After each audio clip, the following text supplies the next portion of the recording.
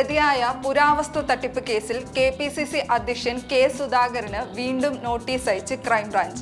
ഈ മാസം 23-ന് കളമശ്ശേരിയിലെ ക്രൈംബ്രാഞ്ച് ഓഫീസിൽ നേരിട്ട് ഹാജരാകണമെന്ന് ആവശ്യപ്പെട്ടാണ് നോട്ടീസ് നൽകിയിരിക്കുന്നത്. ബുധനാഴ്ച ഹാജരാകാൻ ആവശ്യപ്പെട്ട് നേരത്തെ സുധാകരന് ക്രൈംബ്രാഞ്ച് നോട്ടീസ് അയച്ചിരുന്നു. എന്നാൽ സുധാകരൻ ഒരാഴ്ചത്തെ സാവകാശം തേടി. ഈ സാഹചര്യത്തിലാണ് സാവകാശം അനുവദിച്ച് പുതിയ നോട്ടീസ് നൽകിയത്.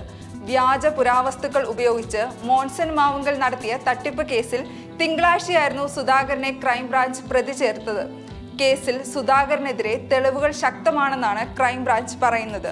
ഇനിയും ഹാജരാകാൻ സുധാകരൻ തയ്യാറായില്ലെങ്കിൽ നിയമോപദേശം തേടി തുടർ നടപടി സ്വീകരിക്കാനാണ് ക്രൈംബ്രാഞ്ച് ആലോചന. മോൻസൺ മാവുങ്കലിന്റെ തട്ടിപ്പിന് ഇരയായ യാക്കൂബ്, സിദ്ദീഖ്, അനൂപ്, വി. അഹമ്മദ്, സലീം ഇടത്തിൽ, MD ഷമീർ, ഷാനിമോൻ എന്നിവർ മുഖ്യമന്ത്രി പിണറായി വിജയന് നൽകിയ പരാതിയിൽ K. സുധാകരന്റെ പേരുമുണ്ടായിരുന്നു. മോൻസന് പണം കൈമാറാനെത്തിയ ഘട്ടത്തിൽ സുധാകരൻ മോൻസന്റെ കൂടെ ഉണ്ടായിരുന്നെന്നാണ് പരാതിക്കാർ പറഞ്ഞത്. മോൻസന്റെ വീട്ടിൽ വെച്ച് സുധാകരന്റെ ഉറപ്പിന്മേൽ 25 ലക്ഷം കൈമാറിയെന്നും ഇതിൽ 10 ലക്ഷം വാങ്ങിയെന്നും പരാതിക്കാർ ആരോപിച്ചിരുന്നു. ഇതോടൊപ്പം തന്നെ K. സുധാകരൻ മോൻസൺ മാവുങ്കലിന്റെ വീട്ടിലെത്തിയ ചിത്രങ്ങളും നേരത്തെ പുറത്തു വന്നിരുന്നു. അതിനിടെ മോൻസൺ മാവുങ്കലുമായുള്ള ബന്ധത്തിൽ IG ലക്ഷ്മണനെതിരെ വകുപ്പുതല സമിതി അന്വേഷണ റിപ്പോർട്ട് സമർപ്പിച്ചു. ADGP TK വിനോദ് കുമാറിന്റെ നേതൃത്വത്തിലായിരുന്നു അന്വേഷണം. മോൻസന്റെ തട്ടിപ്പുകൾക്ക് സഹായം ചെയ്യാൻ IG കൂട്ടുനിന്നുവെന്നാണ് അന്വേഷണ റിപ്പോർട്ടിൽ പറയുന്നത്. എന്നാൽ K. സുധാകരനെതിരെ നിർണായക വെളിപ്പെടുത്തലുമായി മോൻസൺ മാവുങ്കലിന്റെ മുൻ ഡ്രൈവർ അജിത്തും രംഗത്തെത്തി. സുധാകരൻ മോൻസൺ മാവുങ്കലിൽ നിന്നും നേരിട്ട് 10 ലക്ഷം രൂപ വാങ്ങിയതിന് താൻ സാക്ഷിയാണെന്നാണ് അജിത്ത് പറയുന്നത്.